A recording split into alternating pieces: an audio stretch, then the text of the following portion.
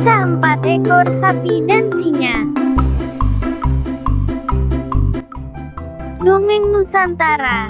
Kisah 4 sapi dan singa. Di suatu hari yang cerah ada 4 ekor sapi bersaudara yang hidup rukun dan saling menjaga.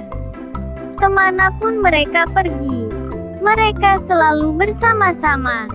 Seekor singa sudah lama mengincar keempat sapi itu, namun tidak berani mendekati mereka karena kalah jumlah.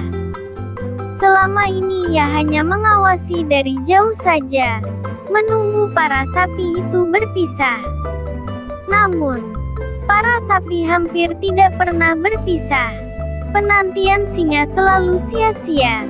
Setiap kali makan, mereka selalu waspada dan saling mengaitkan ekor satu sama lain sehingga aku tidak bisa menyerang mereka dari arah manapun.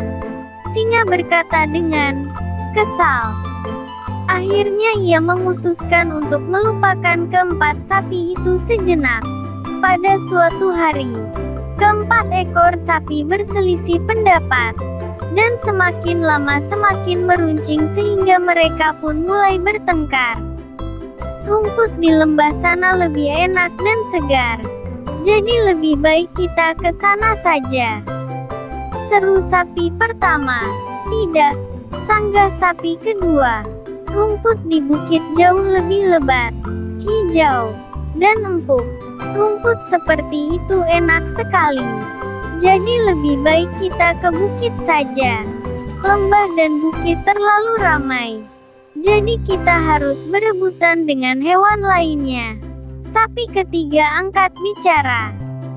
Di balik bukit ada padang rumput yang menghampar luas. Belum banyak hewan yang tahu tempat itu, jadi lebih baik kita ke sana saja. Makan di sana pasti jauh lebih nyaman daripada di lembah dan bukit. Sudah, tidak perlu meributkan hal kecil ini, seru sapi keempat. Kita nikmati saja apa yang ada di sini. Tidak perlu pindah kemana-mana. Oh, jumlah rumput di sini masih cukup untuk kita berempat meskipun tidak terlalu segar. Ah, tidak, aku tetap ingin pindah ke bukit, seru sapi kedua. Aku ingin pindah ke lembah, sahut sapi pertama. Sapi ketiga tidak mau kalah, lah berseru keras. Aku ingin pindah ke padang rumput di balik bukit. Kalau kalian pindah, kalian akan bertemu singa. Sapi keempat menakut-nakuti. Aku tidak takut dengan singa, kata sapi pertama. Kata sepakat tidak tercapai. Akhirnya mereka pun memutuskan untuk berpisah dan pergi sendiri-sendiri. Hal ini tentu saja membuat singa senang. Para sapi tidak lagi sekuat dulu, sebab mereka tidak lagi saling menjaga. Singa bukanlah lawan yang sepadan untuk satu sapi. Singa dengan mudah bisa mengalahkannya. Singa pergi menuju bukit. Di sana ia menjumpai sapi pertama yang sedang asyik merumput sendirian. Sungguh mangsa yang sangat empuk, batin singa sambil terkekeh.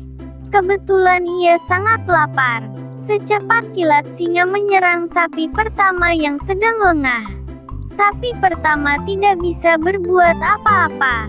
Tidak ada saudara-saudara yang melindunginya. Akhirnya riwayatnya pun tamat di mangsa singa.